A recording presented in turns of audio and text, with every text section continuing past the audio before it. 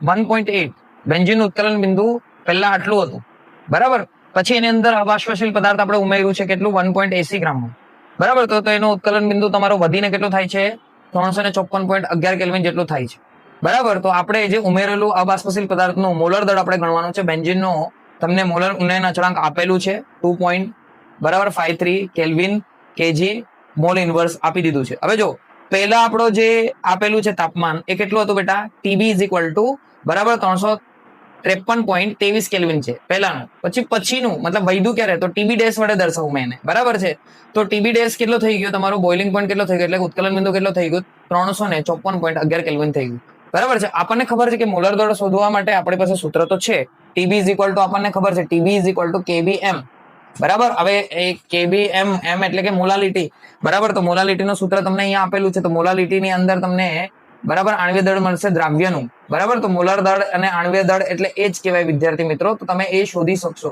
તો એ કેવી રીતે શોધશો, તો આના પરથી તમે શોધી શકશો, બરાબર છે. તો આ M2 જ છે, કારણ કે દ્રાવ્યનું આણ્વીય દળ છે, બરાબર છે. તો આના પરથી તમે શોધી શકશો. એના માટે પણ મને છે ને ડેલ્ટા ટીબી જોઈશે. શું જોઈશે, ડેલ્ટા ટી. હવે ડેલ્ટા ટીબી એટલે શું છે, કેટલો ફેરફાર થયો. ભાઈ પહેલા આટલો હતો, પછી આટલો વધ્યો, તો બંનેને બાદબાકી કરવી પડે. તો બંનેની બાદબાકી કરશું તો જેટલો ફેરફાર થયો એટલો મળશે. તો TB delta TB is equal two જે વધેલું છે ટીબી ડેશ માઇનસ જે પહેલાનું હતું ટીબી. તો આપણે 354.11 માંથી 353.23 બાદ કરતા તો આપણે લગભગ કેલ્સી કરી નાખજો વિદ્યાર્થી મિત્રો, એ લગભગ તમારો 0.88 કેલ્વિન જેટલું આવશે. ઓકે. હવે આપણે સૂત્રની અંદર કિંમત મૂકીએ તો આપણી પાસે આ સૂત્ર છે TB is equal to KB into જો મોલાલિટીનું સૂત્ર મેં વિસ્તૃત કરું તો આપણને ખબર છે કે દ્રાવ્યનું દળને આપણે W2 દર્શાવીએ, દ્રાવકનું દળ આપણે કેમાં દર્શાવીએ, W1 તરીકે. દ્રાવ્યનું મોલર દળ છે આપણે M2 દર્શાવીએ અને દ્રાવકનું મોલર દળ M1. અહીંયા સૂત્રમાં તો જરૂર છે નહીં એટલે આ આપણને જરૂર નથી. ઓકે, ચાલો. તો હવે delta TB is equal to KB into W2 into 1000. કેમ, દ્રાવ્યનું દળ છે ઉપર એટલા માટે, અને M2 નીચે, તો દ્રાવ્યનું જ આણ્વીય દળ છે, ઇન્ટુ W1 એટલે દ્રાવકનું વજન કેજીમાં, મોલાલિટી એટલે ખબર છે.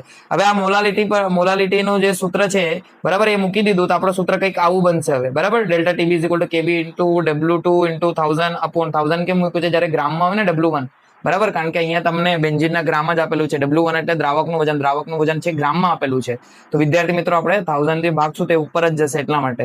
ઓકે. હવે આપણે વિદ્યાર્થી મિત્રો સમજી લો કે આના પરથી આપણે મોલર દળ જે પદાર્થ નાખેલું છે M2 એનો મોલર દળ આપણે ડાયરેક્ટ મૂકી દઈએ તો મોલર દળ ઇઝ ઇક્વલ ટુ તમારું સૂત્ર કેવું બનશે, કેબી બરાબર W2 ઇન્ટુ 1000 અપોનમાં, બરાબર. હવે ડેલ્ટા ટીબી ના આવી જાય, ડેલ્ટા ટીબી ઇન્ટુ W1,